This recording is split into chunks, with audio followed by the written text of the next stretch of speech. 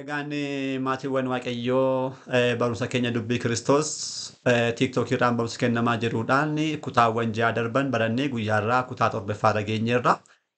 Guyyaa har'aa kan ilaallu kutaa torbaffaa kanaan jechuudha. Nama ta'uu ilma Waaqayyoodha.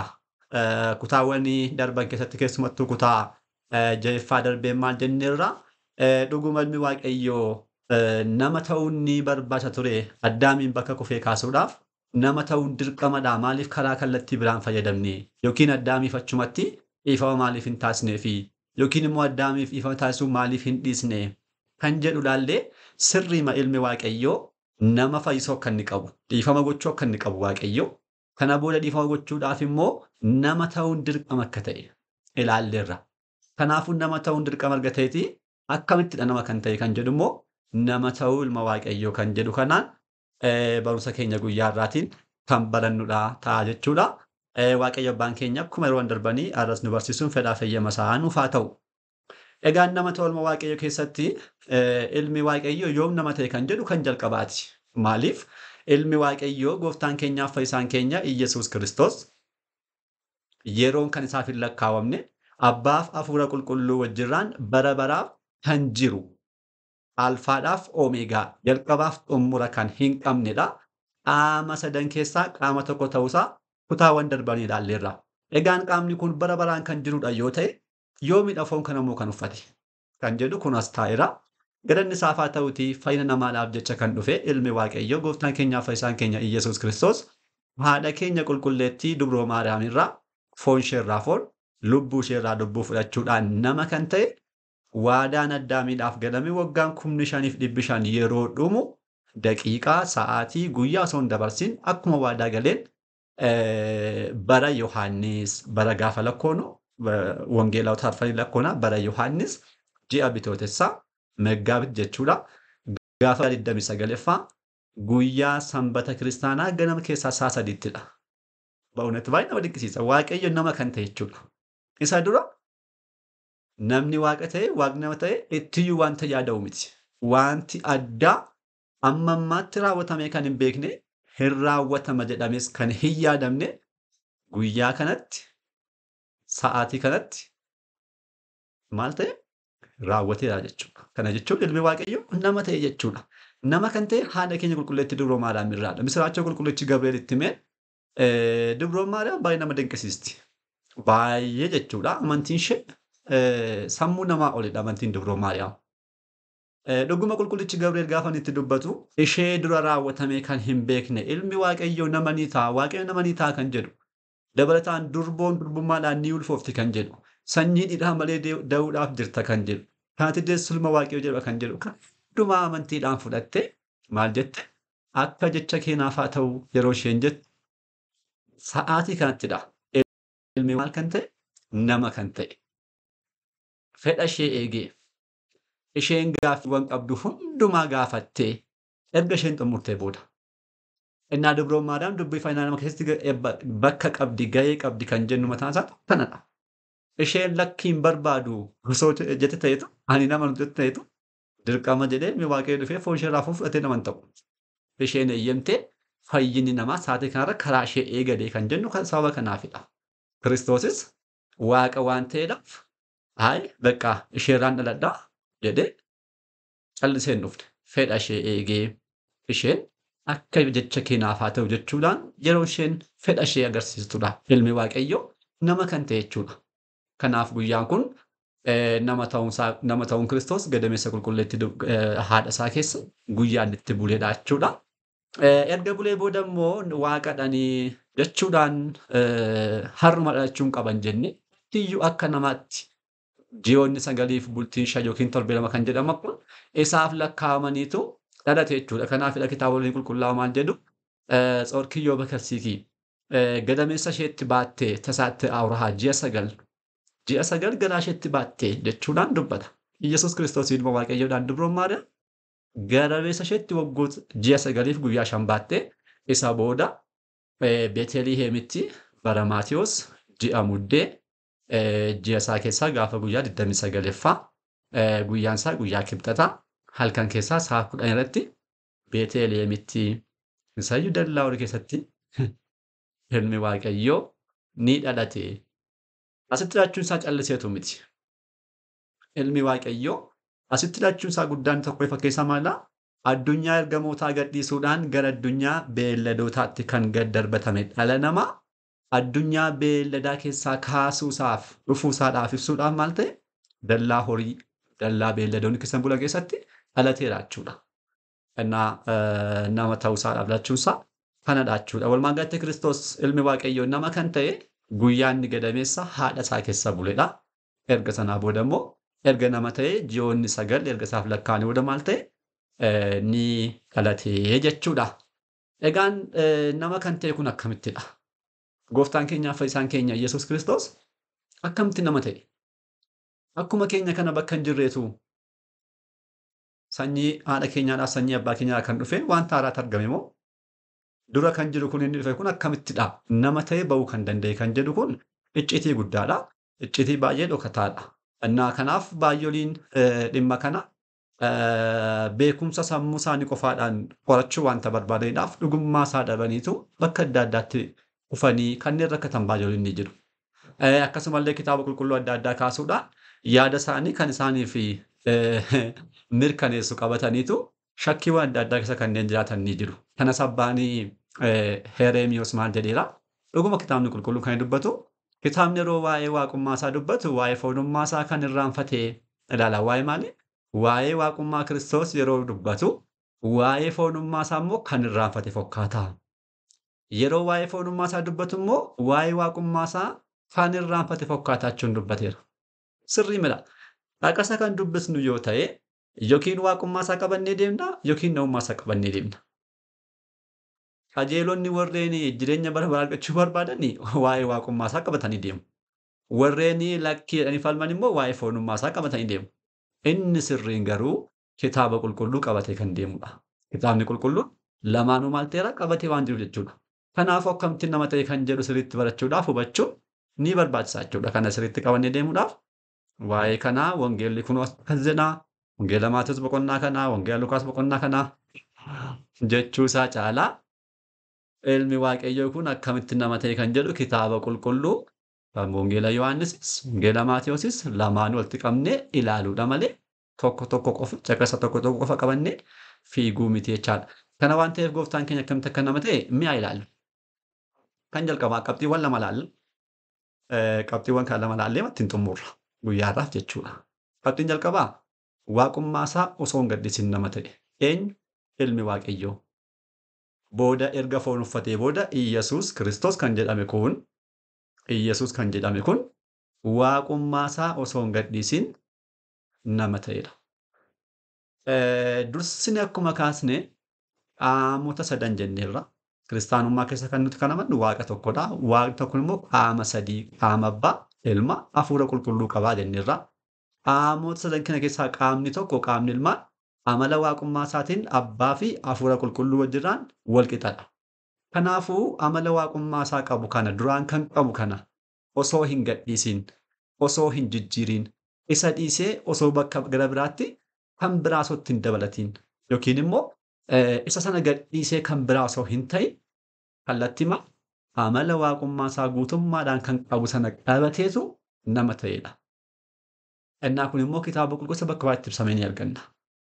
Wangeela Yohaannis boqonnaa 8 lakkoofsa 50 keessa yeroo dubbisnu yeroo tokko Yihuudoonni Kiristoos osoo inni Abrahaamin caqasee barsiisuu arganitu maal jedhu waggaa 50 osoo hin guutin Abrahaamin agarteettaa jechuudha. Inni Abrahaam guyyaa koo argee ni gammades jechuudhaan dubbate. Guyyaa koo argee ni gammades gaafa jedhu akkamitti waggaa 50 osoo hin guutin Abrahaamin agarteettaa jechuudhaan gaafatan. Innaa gooftaan keenya kallattii maal deebii kanaaf maal deebise dhugaan isiniin jedhaa. Abrahaam osoo hin dhalatin ani nan jira. Nan tureeyyuu miti. Nan tureedhaaf nan jiraan adda addummaadha. Baay'ooliin hiikkaa irratti hin doongoru. Ani nan jiraadhaaf ani nan tureen wanta adda addaadha. Ani nan ture jechuun yeroo sana kan biraa ture amma kan biraa ta'uti. Ani nan jiraan garuu isuma yeroo sana jirutu ammas jiraadha malee hin biraa miti. Kana jechuun maal jechuudha?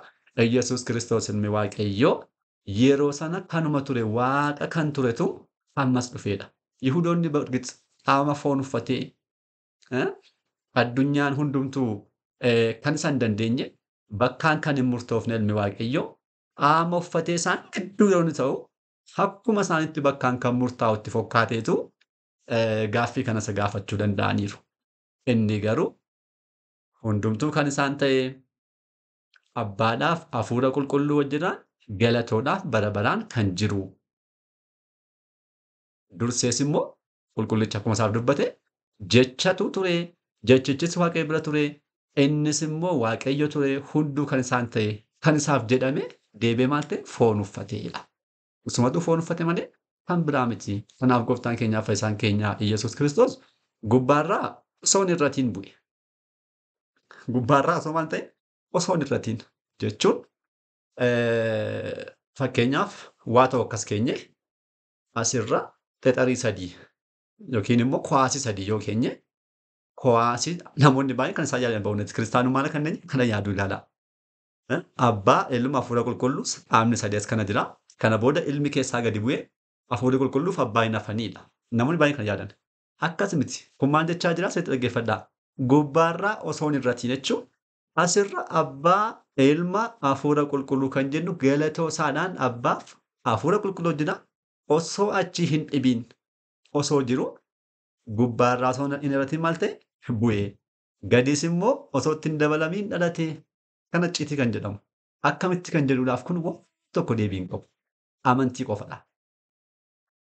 Kana booda Beetelemitti gaafa dhalatu ergamoonni waaqayyoo gubbaarra gaafa dhalan abbaaf hafuura qulqulluu wajjinaan galatoodhaan kan jiru ilma waaqayyoodha. Asii dallaa horii keessa Beetelem ciisee galanni abbaaf galanni waaqayyoodhaaf kan jedhames isumaafidha jechuudha. Kanaaf gubbaatti osoo itti hin irratiin gadiis immoo osoo itti hin dabalamiin nama ta'e eenyu ilmi waaqayyoo gooftaan keenyaaf fayyisaan keenya Iyyasuus Kiristoos. Kanaaf gubbaas hin jira asiis immoo foon uffatee jiraadha. Kan lammaffaa akkanti nama ta'e kan jedhuu fi tewaahidoodhaan nama ta'e. Ilmi waaqayyoo nama kan ta'e tewaahidoodha. Tewaahidoo kan jettu kana asitti hubachuun nu barbaachisa. Namni tewaahidoo kan jedhu kana osoo hin hubatiin kitaaba qulqulluu wangeela barbaadee dubbisee hubachuu hin danda'u. Maal gochuu hin danda'u? Hubachuu hin danda'u.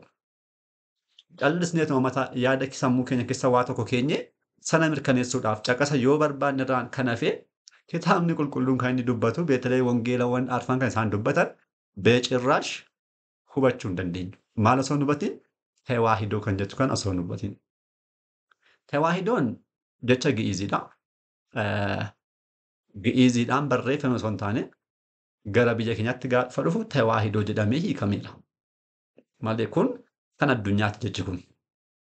Jechi kun kan addunyaatti manneen kiristaanaa addunyaa jedhamu hundumtuu ortodoksii warreen sirrii ta'an warreen kallattii sirriidhaan amantaa qabatan jedhan tewaahidoon ni qabu. Isaan afaan isaatiin ni ibsu jechuudha. Nuti afaan keenyaan gi'iiziitti hiikamee kan jiru tewaahidoo kan jedhu kun tasa tokko ta'u jechuudha. Waloomuu wal qabachuudhaan tokko ta'u jechuudha. Barumsa maal salphaamatti gaafa laallu qaamonni lama inni tokko isa kan biraatiin osoo hin balleessiin, osoo hin jijjiiriin, akkasumas immoo walitti osoo hin makamiin, osoo walitti darrabachuun akkas walitti gochuu, osoo walitti hin darrabiin, wal fudhachuudhaan tokko ta'uu jechuudha salphaadhumatti. Qaamonni lamaan kun eeguudhaa qaama waaqummaadhaaf qaama foonummaati. Qaamni waaqummaadhaaf qaamni foonummaa kun qaamota lamaadha. Qaamonni kun lamaan tewaahidoo kanaan dura qaama lamaaf qaama lama turan. Asii kaasa sirriitti hubadhaa. Qaamonni lamaan kun tewaahidoon osoo hin geggeeffamin jechuun ilmi waaqayyoo qulqulleettii dubroo maariyaamirraa foon isheerraa foon lubbuu isheerraa lubbuu fudhatee qaamni samiirraa dhufechaadha. Osoo kana hin raawwatiin dubroon maariyaam akka jecha keetiin naaf haa ta'u ani garbittiin waaqayyo kunooti osoo isheen hin jedhiin dura kan jiru qaama lamadha. Amala lamadha. Amala waaqummaa, qaama waaqummaa, amala foonummaa fi qaama foonummaa. Qaamonni kun lamaan tewaahidoodhaan dura meeqadha? Qaama lamadha. Amala lamadha. Qaamni waaqummaa ilmi waaqayyoo jechuu keenyadha. Qaamni waaqummaa akkuma jalqaba kaasni qaama sadan sillaasee keessaa tokko kan ta'edha. Hundumtuu kan isaan ta'edha. Amalummaa isaadhaan waaqa abbaadhaaf hafuura qulqulluu jira ta'e, walqixa kan ta'edha. Amala waaqummaa isaa waan ta'eef bakka hundumaa kan jirudha. Iddoo kana jira, achi jira, bakka kana seenee, achi seenee kan isaaf hin jedhamne akkam kan jiru. Kan hin qabamne. Qabamuu jechuun akkasitti qabamu jechaadha. Amma kana qabaan jedhan. Kan akkasitti kan hin qabamne. Qilleensa amma hin qabamu ta'e kan achaadha. Qilleensa birgit qilleensatti waaqeffamuu keessa otoo hin taane kan hin qabamne beekta. Akkas goonee qabuu kan hin dandeenyedha. Akkasumas hunda kan beekudha. Hunda kan beeku, hunda raawwachuu kan danda'u, hundumaa kan jiru. Inni kun amala maaliiti? Amala waaqummaa, qaama waaqummaadha. Qaamni kun amala kana hundumaa ni qabaachuudha. Faallaa kanaa immoo qaamni foonii ni jira. Qaamni foonii ingilizii jechuun qaama keenya kana jechuudhaan biraa miti. Amaloota foonii torba qaba. Amaloota foonii sadanidhaa fi amaloota lubbuu amaloota foonii afurii fi amaloota lubbuu sadiirraa kan uumamedha. Kan qabamudha. Foonidha. Kan qabamu jechaadha. Bakkaan kan murtaa'udha. Jechuun mataa keenyaa fudhachuu beeka. Kunoo namni asin taa'aa jira. Addunyaarraa bakka tokko hin jiran. Kaartaarra yoo ilaaltan lookii qabatanii kaartaa bakka tokko tuqaa tokko agarsiisaa jechuudha malee bakka biraan jiru osuma hin jira. Isinillee akkuma kanaati. Bakkuma jirtan jirtu malee bakka biraan jirtani. Inni kun amala foonummaati. Akkasumallee kan beela'udha. Hin beelofna yoo nyaannu taane. Hin beelofna. Kan dadhabudha. Hin dadhabna. Ni rafna. Boodas immoo foon kun hin du'a jechuudha. Hin du'a. Inni kun qaama foonummaa kana amala kana qaba jechuudha. Gara icciitii tawaahidootti yeroo dhufnu icciitiin tawaahidoo maal jedhaa yookiin tawaahidoon maal jedhaa? Qaamonni kun lamaanii jalqaba maal turanii? Qaama lamaaf amala lama kan turan tawaahidoodhaan tokko ta'an gaafa jennu qaamonni kun lamaan qaama tokko. Amali lamaanis amala tokko ta'uudha. Isa kana tawaahidoo jechuun beeku. Qaama lamarraa qaama tokko, amala lamarraas amala meeqa? Amala tokko ta'uudhaan kan argamudha. Inni kun tawaahidoodha. Qaama lamarraa qaama tokko jennu maal jechuu keenyadha?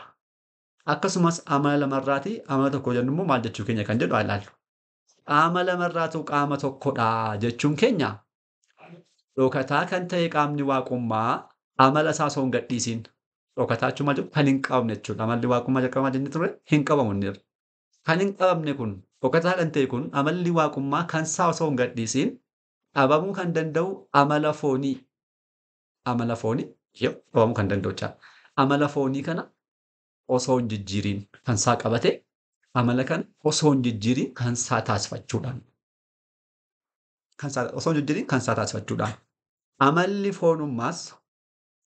foonummaas jechuudha. Kan qabamu kun guddaa kan ta'e amalli foonummaa kun dhabamuu kan hin dandeenye amala waaqummaa sanaan gara qabamuu hin dandeenye osoo hin jijjiiramiin kanuma isaa kan ta'e amala isaa qabate kan waaqummaa qabamuu kan hin dandeenye sana wajjin tokko ta'e. Kanaaf qaama tokko ta'e jechuudha. Foonummaa inni mul'achuu hin danda'u gara mul'achuu hin dandeenye osoo hin jijjiiramiin kallattiimaan kan isaa qabate kan waaqummaa isa mul'achuu hin dandeenye fudhatee tokko ta'e. Inni waaqummaas immoo ofiisaa dhokataa kan ta'e mul'achuu kan danda'u kana amala foonummaa kana osoo balleessiin kallattiimaan kan isaa qabate kan foonummaa fudhachuudhaan qaamonni lamaan maal ta'anii? Qaama tokko ta'anidha. Inni kun qaama lamarraati. Qaama tokkodha. Amala lamarraatu amala tokko jennus immoo waaqummaa amala isaa osoo hin gadhiisiin jechuun amala waaqummaa jalqaba tarreessineerra. Bakka hundumaa kan jiru qabamuu kan hin dandeenye addunyaa kan uume kabaja isaadhaan wanta jiru hundumaa beekuu kan danda'uudhaaf raawwachuu kan danda'u. Inni kun amala waaqummaadha. Amalli waaqummaa kun amaloota isaa kana osoo hin gadhiisiin amala isaa kan hin taane amala foonummaa kan isaa taasifate. Amalli foonummaa maallaa? Beekuu kan hin dandeenye murtaa'aa kan ta'e bakka tokko kan jiru malee addunyaa guutuu kan hin dandeenye foon keenya jechaadhas kan jiru bakka tokko kan jiru. Kana kan isaa taasifate foonummaanis immoo amala isaa osoo hin gadhiisiin bakkaan murtaa'u kanaa dadhabaa ta'uu isaa kana osoo hin gadhiisiin amala waaqummaa kana kan isaa taasifatee tokko ta'anii jechuudha. Ifaan itti fakkaata. Inni kun tawaahidoo kan jennu isa kanadha. Kun sirriitti nu galeennaan kitaaba qulqulluu caqas jiran kamiyyuu dogongoruu hin dandeenyu. Kallattii ta'een hubachuu dandeenya. Kan achumaa jechuu gaafa jedhamu sirriitti nu gala jechuudha. Kanaaf Iyyasuus Kiristoos jedhamee bakkee adda addaatti mana adda addaa seenaa kan ture gooftaan keenya amala meeqadha? Amala lamarraati amala tokko. Amala lamarraa ama tokko kan ta'edha. Icciitii kana qulqulloonni abboonni keenya karaa adda addaatiin ibsaniiru. Qulqulluun Qeerroos waa'ee tawaahidoodhaan kan beekamu tokkummaa ibiddaadhaaf sibiilaadhaan ibseera. Tokkummaa ibiddaadhaaf sibiilaadhaan yeroo asitti barreeffamee jira. Booda dubbisuu dandeessu. Tokkummaa sibiilaadhaaf ibiddaa gaafa jennu ibidda baay'ee boba'ee jiru keessaa sibiila wayyoo dhaqannee keessa galchinee sibiilli kun maal ta'a? Kallattii maallik ibiddi sun kan fakkaatu diimaa barbadaa sana fakkaatee lafa ta'a. Maaltu sibiili jechuudha. Innaa kana booda sibiila sana qabduudhaan qabnee gaafa keessaa baasnu ibidda keessaatu maalidha kan baasne? Sibiila baasne. Garuu sibiilli sun jalqaba gaafa seenu bifti isaa gurraacha ta'uu danda'a. Amma garuu gurraacha miti. Maala ibidda guutummaa ta'e ba'a. Ibidda ta'e jechaadha. Ibidda ta'e jechuun sibiilummaa isaa gadhiisee ibidda ta'e jechuu keenya miti. Sibiiluma ta'e osoo jiruuti amala ibiddaa maal taasifate? Kan isaa taasifachuudhaan tokko ta'an. Amalli sibiilummaa kan ibiddaa hin balleessine. Amalli ibiddummaa kan sibiilaa hin balleessine. Wal eeguudhaan maal ta'ani? Tokko ta'anii ba'an jechaadha. Isa kanadha tawaahidoo kan jedhamu. Booda garuu sibiilli kun daqiiqaa muraasaa booda gara bifa isaa sana amala ibiddummaa sana gadhiisuu danda'a. Isa kana miti kan ibsaa jirru. Isa dura kan jirudha. Isa dura kan jirudha. Tawaahidoon akkas miti. Booda gadhiisachuu hin jirtu osoo hin taane guutummaa isaa akka itti nikne jechuu barbaadeetuuni.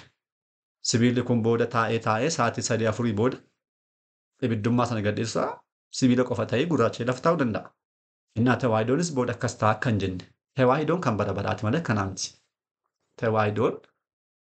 Tawaahidoon Iyyasuus Kiristoos yoomuu taanaan kan hin jijjiiramnedha kan bara baraati.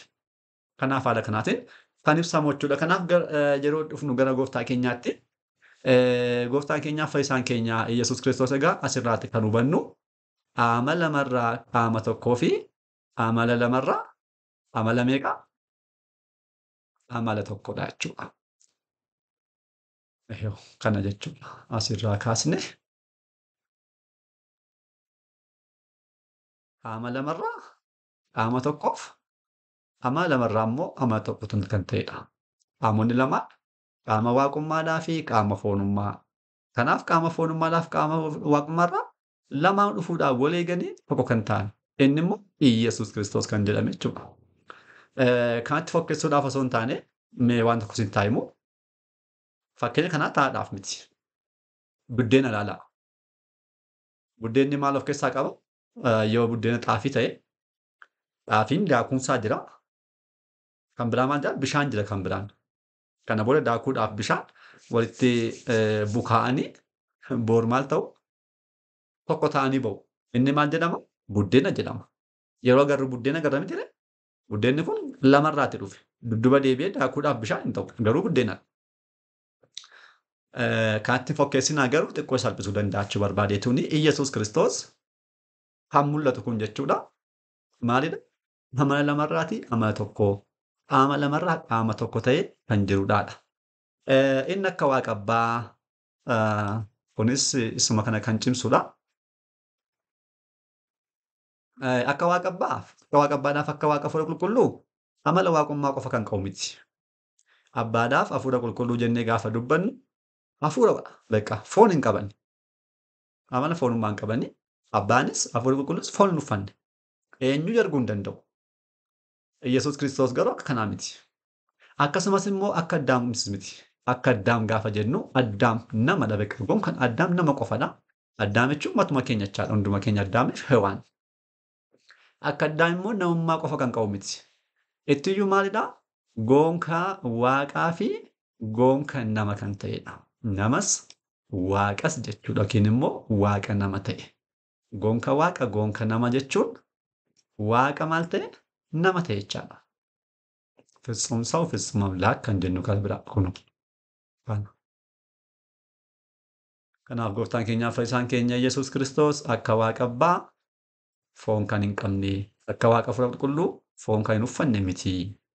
Akka Addaamis immoo foon qofaa kan ta'e miti. amala waaqummaadhaaf, amala foonummaadhaan gonka namaaf gonka waaqa kan ta'edha. Fitzumsaaf fitzumamlaaf yookiin immoo waaqa nama ta'edha.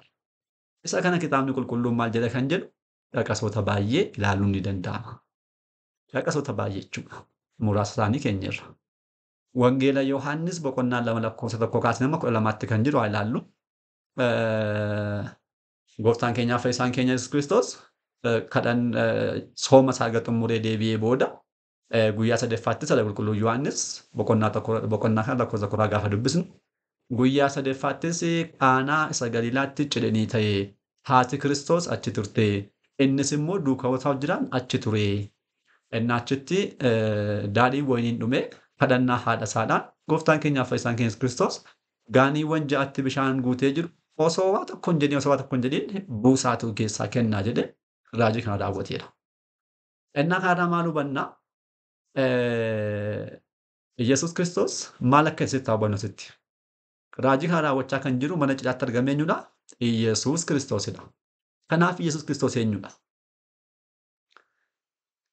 Waaqadha yoo jenne akka waaqa abbaa waaqadha yoo jenne waaqni mana cidhaatti hin affeeramu. Mana cidhaatti affeeramuudhaan cidha kan geggeessu yookiin cidha irratti affeeramuu kan danda'udha namadha. Namadha. Yesuus Kiristoos garuu achi deemeera. Kanaaf maalidha? Namadha jechuudha. Kiristoos namadha. Namadha. Amala namummaa isaatiin yookiin gonka namadha. Gonka nama waan ta'eedha. Akka namaatti maal ta'eera? Ehoo mana cidhaatti affeerameera.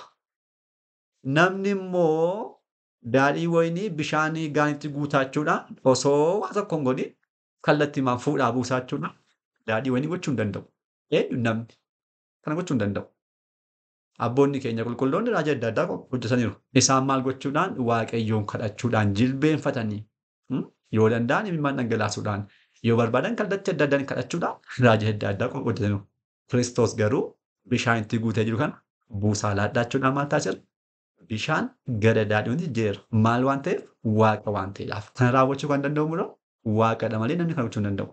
Kiristoos garuu kana lamaan raawwateera. Maal? Mana cidhaatti argameera.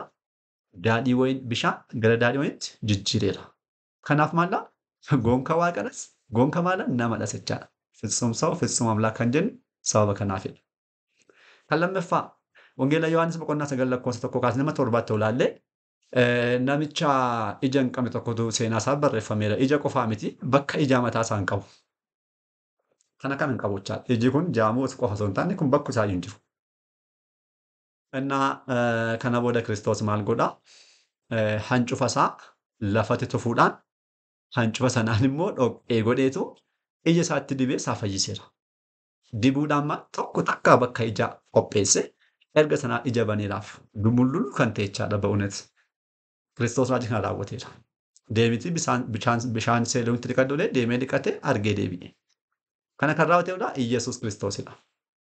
Kanaaf inni eenyudha gaafa jennu kan jalqabaa hancufa tufeera. Hancufni amala namaatti malee bira waaqaa miti. Hancufa kan tufu foon kan qabudha. Foon kan qabu dhala namaadha. Kun namadha gochuu kan danda'u. Iyyasuus Kiristoos gonka nama waan ta'eef hancufa lafatti tufeetu harka isaadhaan qabe. Akkuma kanaa immoo tokkoon keenya iyyuu dhala namaa keessaatu hancufa tufnee dhoqqee gochuudhaan ija namaatti dibnee ija banuu hin dandeenyu. Ittuu maal goona? Ija jiru balleessina dhoqqeedhaan malee kan hin jirre banuu hin danda'amu dhoqqeedhaan. Kiristoos garuu hancufni sun hancufa keenya qofa osoo hin taane hancufa waaqummaa waan ta'eedhaaf maal ta'eera? Sun qoricha ta'etu ija banuu danda'eera. Bakka ijaa hojjechuu danda'eera. Kanaaf akka waaqa namummaa isaatti kana raawwatee akka waaqummaa isaatti immoo hancufni isaa sun hancufa waaqummaadhaan waan ta'eedhaaf ija banuu danda'eeraadha. Kanaaf Kiristoos maal? Gonka namadhas gonka waaqadhas kan jennu kanadha. Asitti immoo caqasa baay'ee walitti qabnee mi'a ilaallu maali? Fakkeenyaaf waaqummaa isaa. Waaqummaa isaa fakkeenyaaf Wangeela Maatiyoos boqonnaa 8 lakkoofsa 23 yommuu dubbisnu bishaan addooniidhaan osoo deemaa jiranii duuka boosaa duukarra obomboleettiin ka'uudhaan qilleensi jabaan ka'ee doonii amma kuffisutti ga'ee kana booda jecha isaa qofaadhaan maal taasiseera? Obomboleettii kana ajajeera. Dhaabadhachuudhaan dhaabachiiseera. Kun maala? Waaqa waan ta'eef malee namni tokko kana gochuu kan danda'u hin jiru. Inni waaqa waan ta'eedhaaf kana raawwateera. Cubbaan gosaadhaan namootaaf dhiisuun immoo ba'uunetu baay'ee nama dinqisiisa. Wangeela Maarqos boqonnaa 2 yommuu dubbisnu namicha dhukkubsataa tokko namoonni 4 maal ta'anii sireedhaan baatanii fidaniitu Kiristoos mana tokko keessa taa'ee jira. Innaa kallattii ittiin darban dhabani. Namni itti baay'ate. Mana isaarraa xaaraa kaasuudhaan ba'uunet amantii isaa nama dinqisiisa. Xaaraa kaasaniitu achirraan gadi itti darbatan nama kana. Kana booda Kiristoos amantii isaa ilaaleetu jabaadhu ka'i cubbuun kee siif dhiifameedha jechuudhaan dubbate. Amma namichi kan barbaade kana miti dhukkuba fayyu ture. Kiristoos garuu cubbuun kee siif dhiifameedha. Inni kun mataan isaa fakkeenya waanta jedheef qaba Kiristoos. Achi kanneen dhaabbatan seera ni beekna warreen jedhanidha. Hindee akkamitti cubbuu dhiisuu danda'a? Cubbuu dhiisuun akkoo amala waaqummaadha. Isaanis beeku sirrii mala waaqadha gochuu hin danda'u. Iyyasuus Kiristoos waaqa waan ta'eef maal godhe? Cubbuun kee siif dhiifameedha jechuudhaan cubbuu namichaa dhiiseef. Kan biraa balbala cufamaadhaan seenuudhaan wangeela Yohaannis boqonnaa 20:26 itti aansees immoo guyyaa 8ffaa booda kan ta'e du'aa ka'uusaa jechaadha Kiristoos. Kan jalqaba boolla cufamaa keessaa ka'eera. Osoo naa banaan jedhi akkuma jirutti keessaa ka'eera. Kan lammaffaa immoo si'a 2 wangeela qofaatti kan barreeffame mana cufamaa keessa seeneera Kiristoos. Namni kana gochuu danda'u hin jiru. Eenyuyyuu namni mana cufamaa keessa sombaniin seenuu hin danda'u. Kiristoos garuu maal ta'eera? Seeneera. Maaliif waaqa waan ta'eedhaaf? Akkasumas immoo kallattiidhaan isaaf dubbatameera. Wangeela Yohaannis Maatiyus boqonnaa 17:5 tulluu Taaboratti Waaqayyo ilma isaadhaaf maal jedhe? Isatti kan hin gammadu, kan hin jaalladhu ilmi koosa kana jechuudhaan dubbateera. Kanaaf akkasitti gaafa isaa ilaallu foon uffatee waan jiru qofaadha. Akka jarri jedhan loottu si baate ilma Yoosef akka isaan jedhan akkasuma kan jennu miti. Ittoodhaa ilma Waaqayyoodha. Waaqadha. Isaayyaas waggoota 700 dursuudhaan isaaf dubbateedha. Mucaan nuuf kennameera, ilmi nuuf dhalateera. Maqaan isaa maal jedhama? Jabaa. Waaqa jabaa jedhamaneetu dubbateera kallattii maal ta'eef Iyyasuus Kiristoosiif. Kanaaf eeyyudhaan Iyyasuus Kiristoos waaqadha jechuudha. Akkuma kanaaf foonummaa isaa gonkaa waaqa akkuma ta'e gonka foon ta'uu isaa immoo kanuma duukarra barreeffameera. Jalqaba kan kaasne wangeela Maatiyus boqonnaa 8:23 irratti obomboleettii yookiin qilleensa jabaa sana Kiristoos dubbachuudhaan akeekkachiisee dhaabbachiiseera. Garuu dura maal gochee ture? Rafaa ture achi keessa. Achi keessa rafuun isaa maala? Gonka nama waan ta'eef rafe. Rafuun amala waan namummaa waan ta'eedhaaf. Achumaa ka'ee garuu maal godhe? Bubbee sana dhaabbachiisu qilleensa jabaa sana dhaabbachisuu danda'eera. Waaqa waan ta'eedhaaf. Asitti jalqaba kan kaasne namootaaf cubbuu namichaa dhiiseeraaf jenne miti. Cubbuu namichaa kan dhiiseef Kiristoos mana tokko keessa taa'utiidha. Mana keessa jaala akkuma koo amma anis mana keessa taa'aa jira. Isinillee bakka tokko taa'aa jirtu. Kanaaf bakka biraan jirru jechaanti bakkuma tokko jirra malee murtaa'oodha jechuudha bakkaan. Kanaaf waaqni cubbuu dhiise kuni nama waan ta'eedhaaf gonka nama waan ta'eedhaaf maal ta'eera? Bakka tokkotti murtaa'uu danda'eera. Amala foonummaa kan ta'e kana bakka tokkotti murtaa'uu danda'eera. Wangeela Yohaannis boqonnaa 20:26 kanaan kan kaasne akkuma mana cufataadhaan seenne kan ammoo maalis immoo godheera? Wanta nyaatamu qabdu jechuudha. Wanta nyaatamu fuudhee nyaateera. Maal waan ta'eef? Nama waan ta'eedhaaf. Gonka nama waan ta'eedhaaf kana raawwateera. Innaa isaan kun Iyyasuus Kiristoos gonka namaaf gonka waaqa ta'uusaadhaaf kanneen barsiifamanidha jechuudha. Kanaaf saboota Waaqayyoo tewaahidoo kan jettu kana sirriitti yoo hubanne ammasumatti kitaaba qulqulluu kanneen jiran akka sana hubachuun nu rakkisu. Jalqaba tewaahidoo kan jiru kana haa hubannu. Iyyasuus Kiristoos eenyudha? Gonka waaqa akkasumas gonka nama kan ta'e yookiin immoo waaqa nama ta'e tewaahidoodhaan kan kabajame kan tokko ta'edha. Kan jedhu kana haala kanaatiin barannaa jechuudha. Mata dureen keenya kan itti aanu Iyyasuus Kiristoos eenyudha dhagaa. Gonka nama gonka waaqa kan ta'e kun immoo eenyudha? Maalummaa isaa immoo kutaa kanarraa kaasuudhaan kutaawwan itti aananiin ni barannaa jechuudha. Har'aaf asumatti nu haa ga'u hin dheeressinu. Abbaa sagalee kanaa kan ta'e uumaa keenya Sillaaseedhaaf galanni ulfinni guddaan isaaf haa ta'u. Nutis immoo kan dhageenyeen amantaa dhugaadhaan jiraannee cimnee dhaabbannee dhaaltuu mootummaa isaa namatti hin ta'u hunduma keenya nu haa taasisu. Warreen gaaffii qabdan karaa tiiktookii irra jirtan asumaan gaafadhaa jechuu dandeessu. Karaa tiiktookiidhaaf karaa waasaappii, teelegiraamii, yuutuubii warreen jirtan jechumaan bakkuma bartanitti gaafachuu dandeessu. Xumurreera kutaarraa galanni Waaqayyoo.